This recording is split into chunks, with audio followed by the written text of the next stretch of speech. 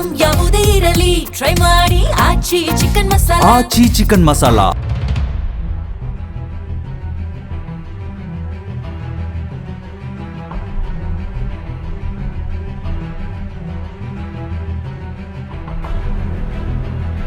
ಹಾನಗಲ್ ವಿಧಾನಸಭಾ ಕ್ಷೇತ್ರದ ಸಂಪೂರ್ಣ ಇತಿಹಾಸ ಸಾಂಸ್ಕೃತಿಕ, ಭೌಗೋಳಿಕ ಮತ್ತು ರಾಜಕೀಯವಾಗಿ ಅತ್ಯಂತ ಶ್ರೀಮಂತ ಮತ್ತು ರೋಚಕ ಹಿನ್ನೆಲೆ ಹೊಂದಿದೆ.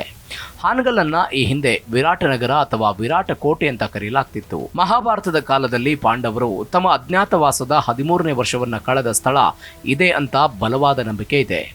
ಐತಿಹಾಸಿಕ ದಾಖಲೆಗಳ ಪ್ರಕಾರ ಇದು ಕದಂಬ ರಾಜವಂಶದ ಶಾಖೆಯೊಂದರ ಪ್ರಮುಖ ರಾಜಧಾನಿಯಾಗಿತ್ತು. ಇಲ್ಲಿ ಕದಂಬರು ಮತ್ತು ಕಲ್ಯಾಣ ಚಾಲುಕ್ಯರು ನಿರ್ಮಿಸಿದ ಸುಂದರವಾದ ಜೈನ ಮತ್ತು ಹಿಂದೂ ದೇವಾಲಯಗಳು ಇಂದಿಗೂ ಇತಿಹಾಸಕ್ಕೆ ಸಾಕ್ಷಿಯಾಗಿವೆ. ವಿಶ್ವಪ್ರಸಿದ್ಧ ಹಿಂದೂಸ್ತಾನಿ ಶಾಸ್ತ್ರೀಯ ಸಂಗೀತ ಗಾಯಕಿ ಪದ್ಮವಿಭೂಷಣ ಪ್ರಶಸ್ತಿ ಪುರಸ್ಕೃತ ಗಂಗೂಬಾಯಿ ಹಾನಗಲ್ ಅವರ ಜನ್ಮಸ್ಥಳ ಮತ್ತು ಮೂಲ ಮನೆ ಇದೇ ಕ್ಷೇತ್ರಕ್ಕೆ ಸೇರಿದ್ದಾಗಿದೆ. ಹಾನಗಲ್ ವಿಧಾನಸಭಾ ಕ್ಷೇತ್ರ ಹಾವೇರಿ ಜಿಲ್ಲೆಯ ಪ್ರಮುಖ ಕ್ಷೇತ್ರವಾಗಿದ್ದು 23ರ ಚುನಾವಣೆಯಲ್ಲಿ ಶ್ರೀನಿವಾಸ್ ಮಾನೆ ಮುಖಾಂತರ ಕಾಂಗ್ರೆಸ್ ಇಲ್ಲಿ ಗೆಲುವು ಸಾಧಿಸಿದೆ.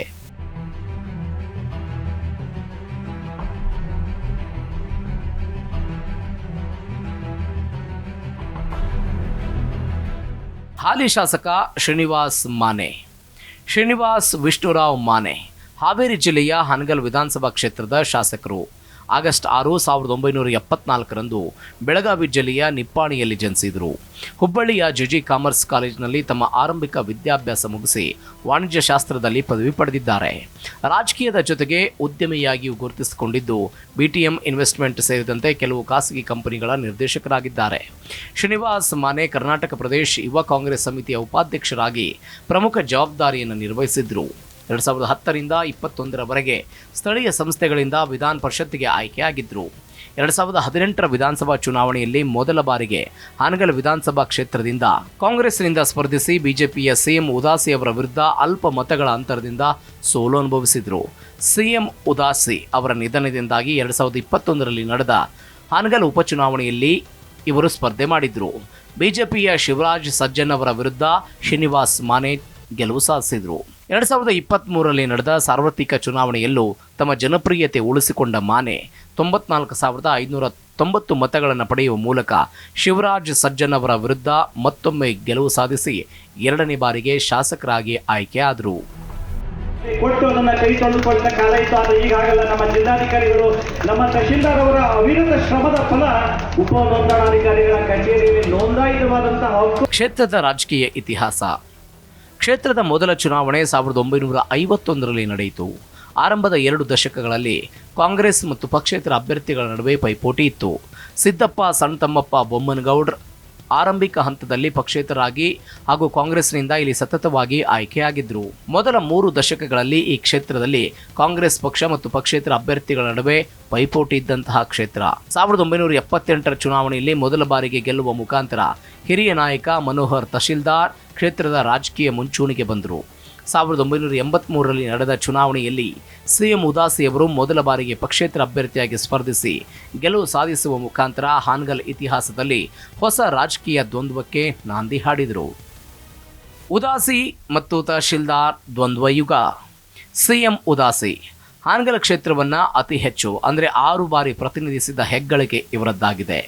ಇವರು ಜನತಾ ಪಕ್ಷ, ಜನತಾದಳ ಮತ್ತು ಬಿಜೆಪಿ ಪಕ್ಷಗಳಿಂದ ಸ್ಪರ್ಧಿಸಿ ಜಯಗಳಿಸಿದ್ರು.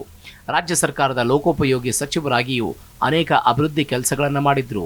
ಹಾನಗಲ್ ರಾಜಕಾರಣದ ಚಾಣಕ್ಯ ಅಂತ ಕರೆಸಿಕೊಳ್ತಿದ್ದ ಸಿಎಂ ಉದಾಸಿಯವರು ಕ್ಷೇತ್ರವನ್ನು 6 ಬಾರಿ ಪ್ರತಿನಿಧಿಸಿದ್ರು. 1983, 1985, 1994, 2004, 2008 ಹಾಗೂ 2018ರಲ್ಲಿ ಇವರು ಸ್ಪರ್ಧೆ ಮಾಡಿದ್ರು. ಜನತಾ ಪಕ್ಷದಿಂದ ರಾಜಕೀಯ ಆರಂಭಿಸಿ ನಂತರ ಬಿಜೆಪಿಯ ಪ್ರಮುಖ ನಾಯಕರಾಗಿ ಹಾಗೂ ಸಚಿವರಾಗಿ ಭಾರಿ ಹಿಡಿತ ಸಾಧಿಸಿದ್ರು.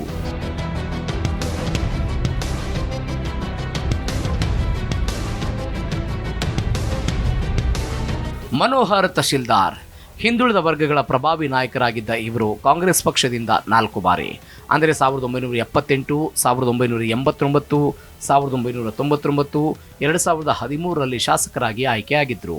ವಿಧಾನಸಭೆಯ ಉಪಸಭಾಪತಿಯಾಗಿಯೂ ಸೇವೆ ಸಲ್ಲಿಸಿದ್ದ ಇವರು ಸಿಎಂ ಉದಾಸಿಯವರಿಗೆ ಪ್ರಬಲ ಪೈಪೋಟಿ ಕೊಡ್ತಾ ಬಂದಿದ್ದರು. ನಂತರ ಇವರು 2023ರಲ್ಲಿ ಜೆಡಿಎಸ್ ಸೇರಿದ್ರು.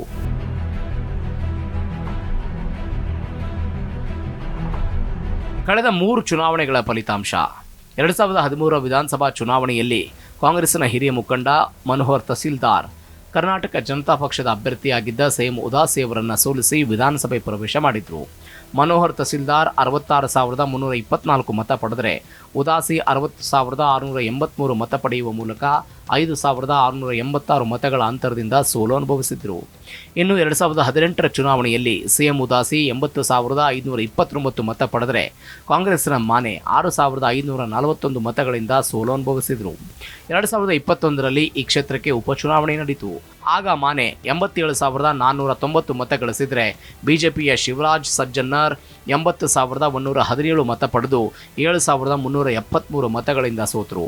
2023ರಲ್ಲಿ ಕಾಂಗ್ರೆಸ್ನಿಂದ ಮತ್ತೆ ಕಣದಲ್ಲಿದ್ದ ಶ್ರೀನಿವಾಸ್ ಮಾನೆ 94,590 ಮತಗಳನ್ನು ಗಳಿಕೆ ಮಾಡಿದರೆ ಬಿಜೆಪಿಯ ಶಿವರಾಜ್ ಸಜ್ಜನ್ನವರ್ 72,645 ಮತಗಳನ್ನು ಪಡೆದು ಮತ್ತೊಮ್ಮೆ ಸೋಲು ಕಂಡರು.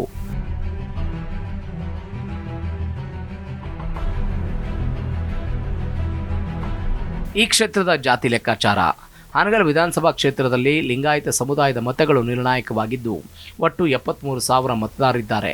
4,000 ಮುಸ್ಲಿಂ, ಪರಿಶಿಷ್ಟ ಜಾತಿ ಹಾಗೂ ಪಂಗಡದ 35,000, ಕುರುಬ ಸಮುದಾಯದ 18,000, ಹಿಂದುಳಿದ ವರ್ಗದ 18,000 ಮತಗಳು ಹಾನಗಲ್ ವಿಧಾನಸಭಾ ಕ್ಷೇತ್ರದಲ್ಲಿವೆ.